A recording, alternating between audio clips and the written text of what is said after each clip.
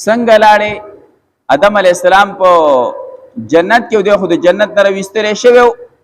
نو بعض علما ذکر کوي چې د دروازې د چوکاټ خواله راغی او بارود لري د آدم علی السلام ته आवाज وکړ راغی خبري ورته وکړلې او بعض علما ذکر کوي یا دغه اسرائیلی روایت کوي چې د مار په دی خله کې ناستو دن لاړې وزانه ورساو او بیا آدم علیہ السلام حوا رضی الله عنه څنګه دوکړه نبی علماء ذکر کوي چې آدم علیہ السلام ته ابتدا خبرونه هغه ته انکار وکړو او زنانه په داسې موقع باندې ډیر زر دوک کیږي نو حوا رضی الله عنه چې کله دا قسم دا خبره وکړه نو هغه چې خبره ومنله نو به آدم علیہ السلام ته وی چې ګور دا خبره چې د کې دي شي رښتیاي نو دوکا شو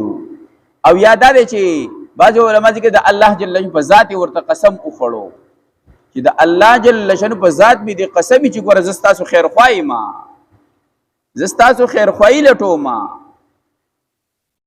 نو آدم علی السلام ته چې کله د الله جل په ذات باندې قسم وخړل شو نو د آدم علی السلام نه هغه وعده یې رشوا دا آدم علی السلام دا خیال راغی چې دا خیال هم نو غني چې په دروغ هم څو قسم خوري د آدم علی السلام دا ګمان هم نو چې په دروغ بلا څو قسم خوري نو بیا چې لا د نن سبا زمانه نه حالات نه خبر وي چې په 100 کې 99% قسمونه په دروغ باندې کو عدالت ته ورزي کو جرګې له ورزي کو چا روغ له ورزي کو چا خبره له ورزي کو پکور کې کو بازار کې ټول قسمونه په دروغ باندې یو نیم قسم بداسي چې هغه بچرته پرشتیا باندې یو سړی قسم وخوري او دا پرشتیاي قسمونه په دروغ قسمونه په دروغ قسمونه نو شیطان آدم علیہ السلام په وړاندې په دروغ قسم وخوړ آدم علیہ السلام په یقین راغی چې په دروغ بلا سو قسم هم نه خوري نغه بودو ته نه څه ورته وي یو څو خبرې ورته وکړلې یو خبره ورته دا وکړه اول دې مطمئن کو شیطان چې اول سړی ګمراګ نو اول دې مطمئن کی په وسوسه وته ورچي بیا په ګورا کې پتلا کی او چې کله عین د موقع ټیم راشي بیا لا صوباسي لکه د جنگ بدر په موقع باندې د ابو جهل خواله راغې دیو قبیله د سردار په وړاندې د چانه چې د ابو جهل د مکه مشرکان یریدل دغه قبیله سردار په صورت کې راغې وې داسې کاده چې زمونږ په خپل منځ کې دښمنی یي مکه والا صدقو ورانه وا خپل منځ کې بم دښمنی یي خو د مسلمانانو خلاف به ویل یو وګوري لکه اکثر چا د خپل منځ کې سره لګ ډېر اختلافي الګ خپل منځ کې به اختلاف ساتو ګوره برای کسته به یو وګوري نو دې مرته وی چې خپل منځ کې به اختلافي خو ګوره د مسلمانانو د پاره به یو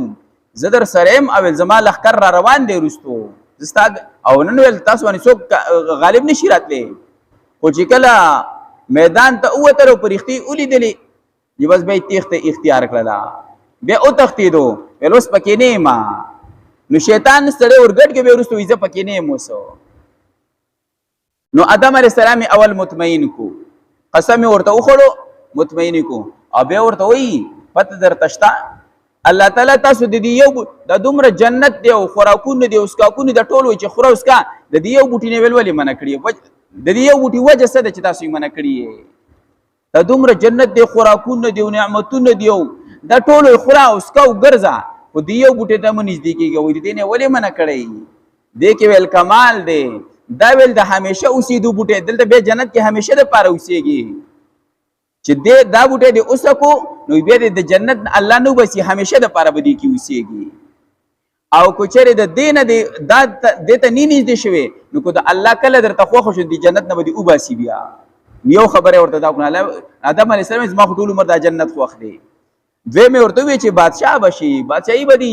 چاغله زوال نشته د خدمت دین د جنت دا بادشاہي ده نو همیشه د پاره به پکې بیا باندې وشته او کو ورنږدې نشوي نو ګره کله د الله خوښ شولا نو ګره د جنت نه دیوباسي پریدي دي نه پکې نو آدم علی السلام لکه چې د جنت خو همیشه د پاره خدي چې بس دلته اوسېږي نو بس بوټي دې نږدې شو چې نږدې شو بس کپړې دې لري شوي اولنې نقصان دا شو چې کپړې دې لري شوي نو عورت ښکارا شو شیطان اول کوشش د بے حیا کوي چې کله بیاي خورشي نو بیا نور داغې چې د فساد ډیر زیات خوريږي نو چې کپړې لري شوري اوسو آدم علیه السلام حوا رضی زر در لګیا شو دا ونه نه پاڼې را لري کول ځان پسې خلولي